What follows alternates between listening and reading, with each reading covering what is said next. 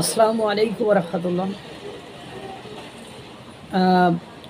গোপালগঞ্জের বিষয়টি পুরো বিশ্বে এখন সবচেয়ে আলোচিত বিষয়। এটা নিয়ে বিশ্বের অধিকাংশ নামি দামি পত্রিকাগুলো নিউজ করেছে এবং এখানে যে হত্যাকাণ্ড হয়েছে সেটাও বলেছে।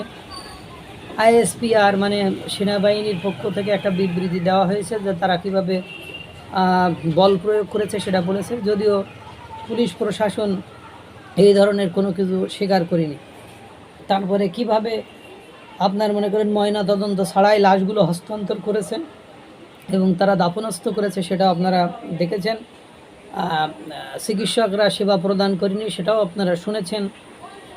এবং কার নির্দেশে কিভাবে এই হত্যাকাণ্ড চলেছে সেটাও আস্তে আস্তে বের হয়ে যাবে।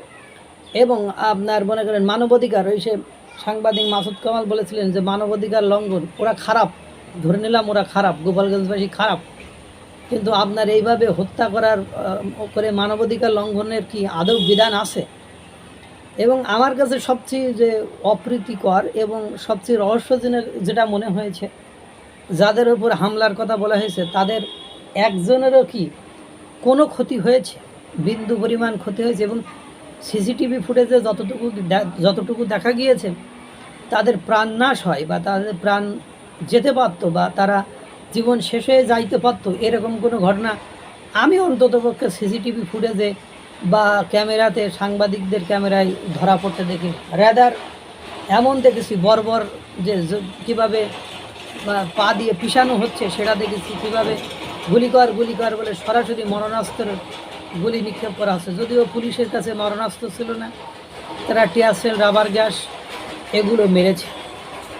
এখন সবচেয়ে আশ্চর্যজনক যে ভারত এ বিষয়টা নিয়ে প্রতিক্রিয়া ব্যক্ত করেছে যে আমরা বাংলাদেশে সংগঠিত প্রতিটি বিষয়টিকে গভীরভাবে পর্যালোচনা করেছি এবং আমরা এতে উদ্বেগ প্রকাশ করেছি এবং আমরা আস্তে আস্তে সব পদক্ষেপ আমরা নিব, মানে এরা এই ধরনের কথাবার্তা তারা বলেছে। তারপরে নির্বাচন ইস্যু নিয়ে ভারতকে প্রশ্ন করলে ভারত বলেছে যে আমরা স্ট্যান্ড আমাদের সময় পরিষ্কার, আমরা সবসময় আমাদের পক্ষ থেকে পরিষ্কারভাবে উপস্থাপন করেছি যে আমরা চাই একটা স্বচ্ছ, নিরপেক্ষ, অংশগ্রহণমূলক নির্বাচন, যে সেখানে অংশগ্রহণ থাকবে, সকলের অংশগ্রহণ থাকবে, এরকম অংশগ্রহণমূলক নির্বাচন চাই। এবং শেখ হাসিনার ফেরত দেওয়ার ইস্যুতেও তারা একেবারে অটল, তারা কোনোভাবেই কোনো মতেই শেখ হাসিনাকে ফেরত দেবে না, দেওয়ার প্রশ্ন ওঠে না, কারণ তারা সেটাকে রাজনৈতিক প্রতিহিংসামূলক বা প্রতিশোধ পরায়ণমূলক পরিবেশ পরিস্থিতি বাংলাদেশে দেখছে। আর রাজনৈতিক আশ্রয় নেওয়া ব্যক্তিকে জেনারেলি ফেরত দেয়ও না। এই যে অবস্থা, মানে আস্তে আস্তে তারা দেখছে ঘটছে, এবং কারা ঘটাচ্ছে, কেন ঘটাচ্ছে, কী জন্য ঘটছে, সব কিছু ইনভেস্টিগেশন করা হচ্ছে। কোন পরিবেশ পরিস্থিতিতে ঘটছে, এক সময় না এক সময় দেখবেন ক্যাসাল তো বিভিন্ন জায়গা থেকে, বিভিন্ন দেশ থেকে লাগবেই।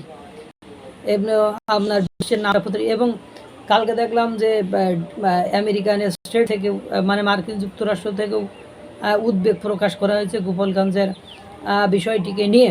এখন কথা হলো যেভাবে ভাই মানুষ মারা হয়েছে, সেটা আপনি মানবাধিকার লঙ্ঘনের মধ্যে পড়ে কিনা সেটাও একটা বিবেচনার বিষয়।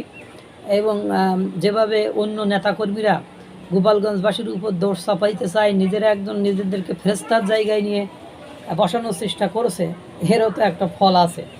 আল্লাহ তাআলা সকলকে ভালো রাখুক, সুস্থ রাখুক। আসসালামু আলাইকুম ওয়া রাহমাতুল্লাহ।